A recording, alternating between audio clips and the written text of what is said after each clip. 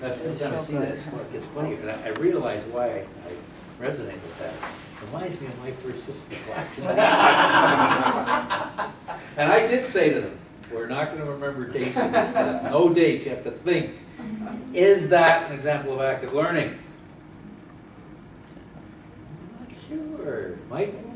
Absolutely, well, it was an attempt. Why? Well, it failed. We didn't learn anything. Okay, but why do you think was an example of active learning? What was the instructor, what was Jerry doing that?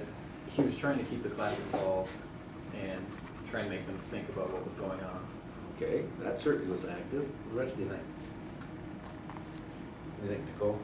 There were people answering questions, you know, so they were trying to interact and learn, so rather than everyone sitting there quietly. not Okay, so answering there was at all. activity. Yeah, There was they were action. attempting, yeah. Okay, Pat? His problem was he didn't bring the questions down to their knowledge level, or interpret, or phrase them in a way that they would understand it. I mean, he was speaking academia, and they're speaking street. So there was a disconnect between them and him. Okay. Do you think it was active learning? He tried to, but he wasn't talking the right language. What was the nature of the questions that he was asking? Knowledge level. Yeah.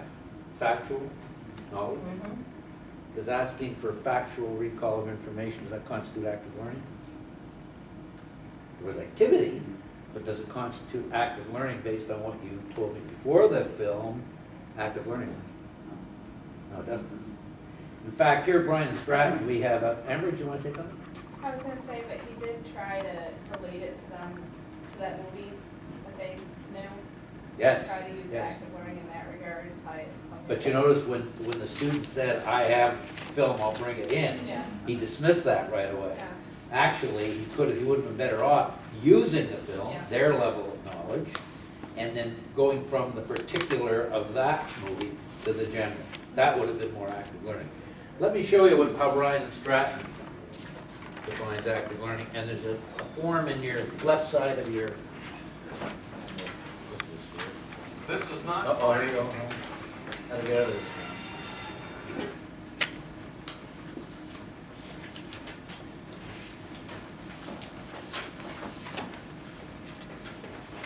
Okay, this is how Brian Stratton defines active learning at the college level. Okay, so we could say perhaps that Seinfeld's class, if he had gotten everybody involved, may have met criteria number 1, right? I think it was suggested using the Raiders of the Lost Ark film might have been number 2, creative and innovative strategy. He didn't have any innovative or creative strategies, it was just actions to recall. Activities are appropriate for meeting course outcomes. Don't know what the course outcomes were just by looking at that. I mean, you might have, but not sure. Now, this is the key one. Students use oral and written processes involving analysis, synthesis, and evaluation. Where do those terms come from? What's that, Mark? I just gave you everything I know. You know what, come on, you know what Bloom thinks of. Well, there's the hierarchy of learning. Right, higher order of thinking. And the 3 highest at the top are what we call critical thinking. That's the key to active learning as defined by, well, most colleges, but specifically Brian Stratton.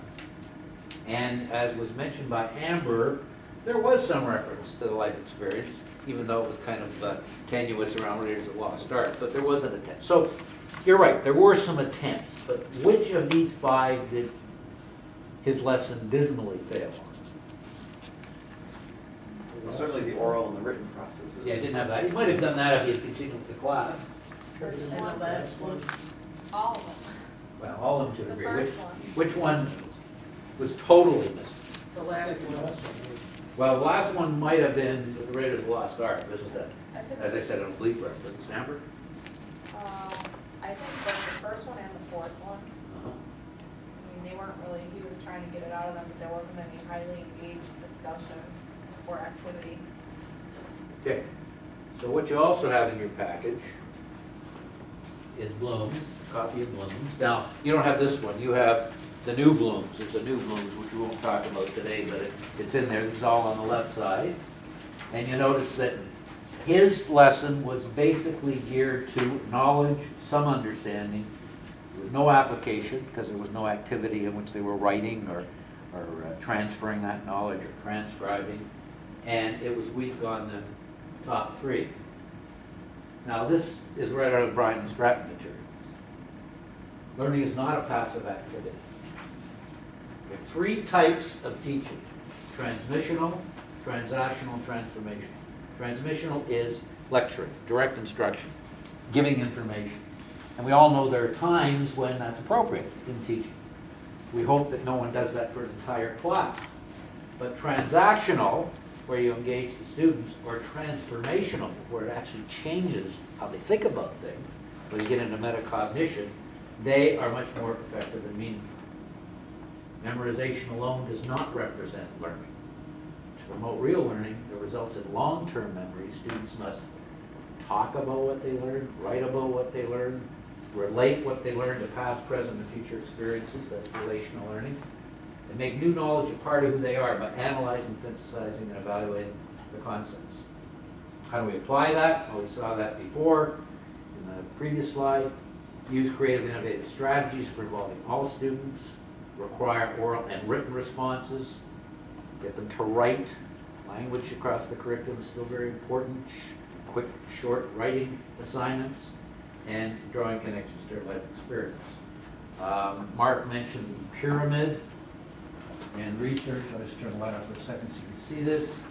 Some of you have seen it before. It's in there. Research shows that if you lecture, the average learning retention rate is only 5%. If you teach others, it goes to 90%. Marguerite, you were telling me before the class you came across a statistic related to Yes, this? and I also came across Confucius's statement, tell me and I forget, show me and I understand, show me and I remember, involve me and I understand. Tell me and I forget, show me and I remember, involve me and I understand. And yeah, they did a study, and 4 months after a group of students took a college Introduction to Psychology course, they were tested. And students who had never taken the course were tested. And only 8% of the students that took the course did better than the students that never took the course, because it was just a traditional lecture course. So the comments on that study were that instructors are here to make sure students learn, not just to teach, and that learning is demonstrated by their being able to apply what they have learned. And that's what happens when you do active learning activities. They get to a higher levels of thinking and they demonstrate their application and understanding. I thought that was an interesting little statistic. Thank you. Thanks, Marguerite. What we like to put in your mind is that we want you to be managers of the learning process, not disseminators of information.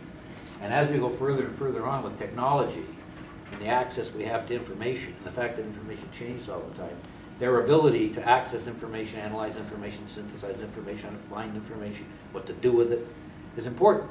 So giving them exercises, not like teaching them for 40 minutes, then for 5 minutes letting them do something, have them doing activities as they go along. Now, the next part of the workshop will be 2 models of how you use active learning. Chris is going to talk about using video, such as we did here. Susan's going to show you how you can take something as, can I say dry? No, you can say dead boring. Dead boring, as APA format and make it an active learning. I want to see this. I bet you. Yes. Okay, any questions on where we are so far? Okay, Chris, you're up. Thank you. Let me give you guys the context for the lesson. One of the courses that I've taught pretty much since it's existed is our English 250 course. It is a class that is our sophomore level research